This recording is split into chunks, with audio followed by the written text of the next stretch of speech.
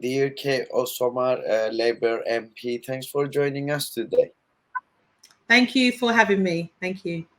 Thank you. So let's start with the bill that it's on agenda of UK's government last few months now, and you are highly putting effort on against it as well. So those who enter the UK illegally will find it harder to stay under fundamental reforms in the Nationality and Borders Bill entered Parliament on the Tuesday, 6th July this year. Can you please tell us a bit more details about that bill? Very short, very briefly. Of course. Well, fundamentally, Erem, this Nationality and Borders Bill is flawed. It means the government will be turning their backs on the most vulnerable people. It will also be breaching international law, which undermines the global efforts to support victims of war or persecution. And fundamentally, it criminalizes refugees who arrive in the UK via non-approved means, which means if someone is fleeing war, persecution, unless they announce their arrival and get a visa to enter, they will be sent back. It also paves the way for offshore camps in which asylum seekers will be detained. This is something they do in Australia, where they put asylum seekers on an island and they're away from everybody else.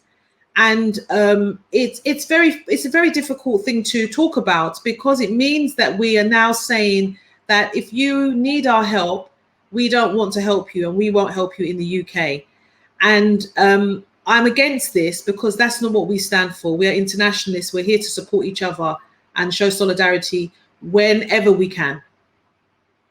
It sounds a bit racist action that we didn't expect from the historical Great Britain anyway. So the bill will make it a criminal offense to knowledging arrive in the UK without permission to be here. Basically, the bill is sending a clear message to migrants thinking about making the dangerous and illegal journey. Do you think? Yes, the government has made it almost impossible for refugees to arrive in the UK by so-called approved means. Refugees are often unable to pick their method. So migrants, refugees, you don't pick how you arrive. If you're fleeing for your life, you pick up your children and you run.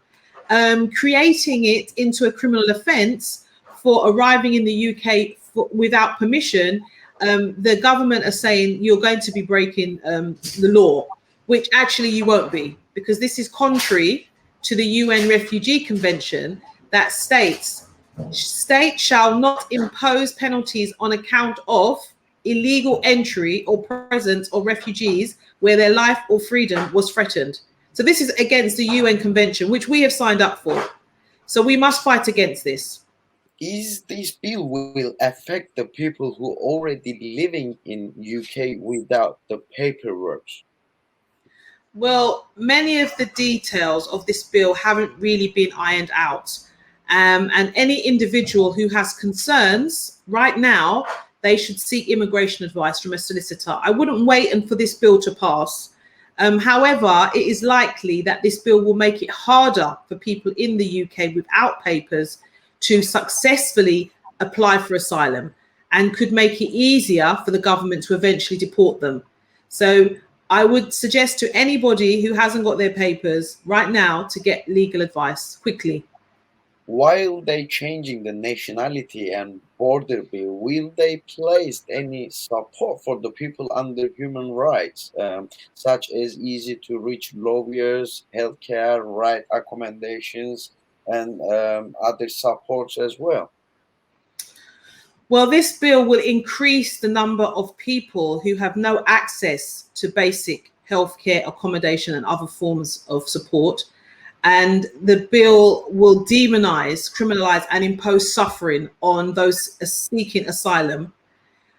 The thing about this bill, it does nothing to strengthen safe routes for refugees and really punishes people based on their mode of arrival.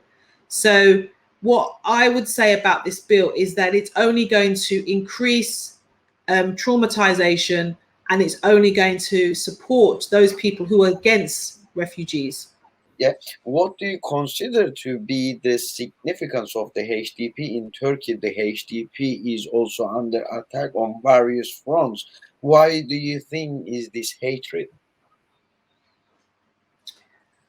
So the HDP party are an important voice for democracy and the Kurdish population in Turkey. The reasons that the Turkish government is attacking the HDP party and any representative of the HDP party is because they want there to be one voice and only one political party in Turkey. And that is something which means democracy is being hampered down, it's being trodden on and being disrespected. And we can't have that. We can't have a country where there is only one political party and only one voice that everybody must listen to. That is a dictatorship, and we mustn't lean to that. We must fight against it and have two parties, even if we don't agree with each other. We must still have at least more than one party. What will be the political reasons if the HDP be banned? What else needs to be done by European politicians to show solidarity with the HDP? As you are a member of parliament as well, can you emphasize with the HDP member of parliaments?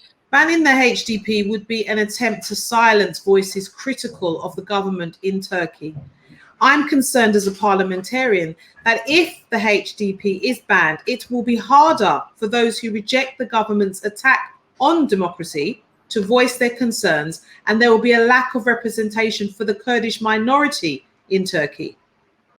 And another issue is about Kurdish leader Mr. Abdullah Öcalan. How do you view the conditions of Öcalan as his health? And what is Turkish state aiming by isolating Mr. Öcalan?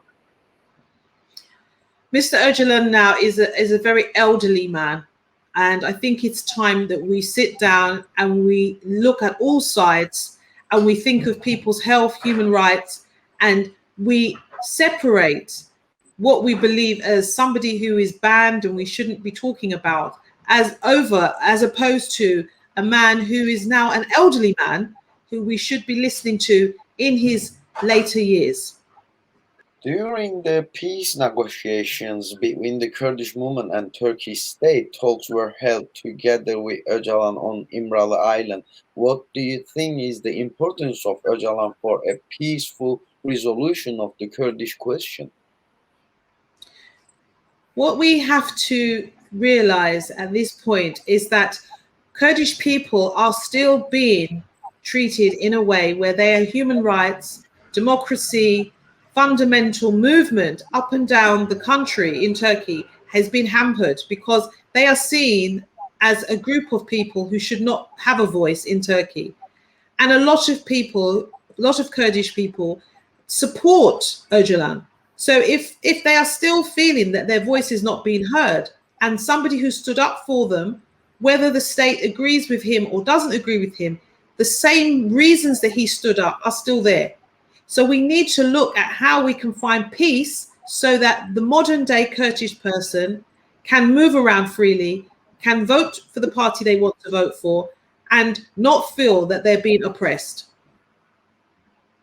As you know, Turkey has withdrawn from Istanbul Convention, which is saves the women rights in Europe. How would you comment on that?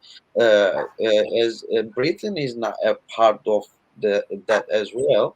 Do you think the women are in good position in Turkey because recently the killing of women has been raised as well? So Turkey has now withdrawn from the Istanbul Convention. How would you comment on that? I think it's very important to recognize which position, where you're standing when you're talking about who has signed up and who has ratified the Istanbul Convention. The UK have not ratified it and they've not enacted it. So for a UK politician to comment on what Turkey is doing or isn't doing, it is a bit rich. But I think it's important to look at the connection of women in the UK, women in Turkey, women across the globe.